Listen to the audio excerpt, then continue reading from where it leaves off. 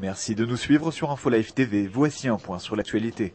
À la veille de l'ouverture des primaires au sein du parti Kadima, élections qui désigneront le nouveau Premier ministre d'Israël, les sondages prédisent toujours une large victoire de Tzipi Livni. L'actuel ministre des Affaires étrangères est ainsi crédité par la chaîne 10 de la télévision israélienne et le quotidien Haaretz de près de 47% des suffrages contre seulement 25% des intentions de vote pour le ministre des Transports Shaul Mofaz. Loin derrière, les candidats Meir Shetrit et Avi Dirter n'obtiendraient que 6% des voix. Les parents de Gilad Shalit ont appelé ce mardi le gouvernement à cesser de transférer des fonds à destination de la bande de Gaza, estimant que ces derniers servaient à alimenter les activités des groupes terroristes palestiniens. Dans une lettre adressée au ministre de la Défense, Ehud Barak, Aviva et Noam Shalit ont ainsi menacé de saisir la Cour suprême si rien n'était fait prochainement en ce sens. Le père du jeune soldat israélien toujours retenu captif par le Hamas a notamment estimé que cet argent permettait à l'organisation islamiste de se maintenir au pouvoir.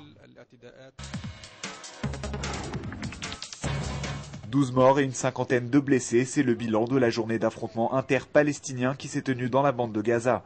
Ces violences ont débuté lorsque des membres de la force préventive du Hamas ont donné l'assaut d'un complexe abritant des hommes armés appartenant au puissant clan d'Ogmouch, proche du Fatah.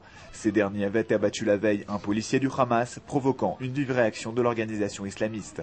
À noter qu'un membre de l'armée de l'islam, lié à Al-Qaïda, figure parmi les victimes de ces heurts. Accompagné par le général Eliezer Marom, Shimon Peres a effectué ce mardi une visite dans la grande base de la marine de Tsahal à Haïfa. Le président israélien est monté à bord du navire de guerre Khanit, cette corvette qui avait été touchée lors de la seconde guerre du Liban par un missile du Hezbollah de fabrication chinoise. Attaque qui avait coûté la vie à 4 membres d'équipage du bâtiment. Le Khanit a été remis en service en décembre dernier et a depuis effectué avec succès 2 tirs d'essai de missiles de type Barak.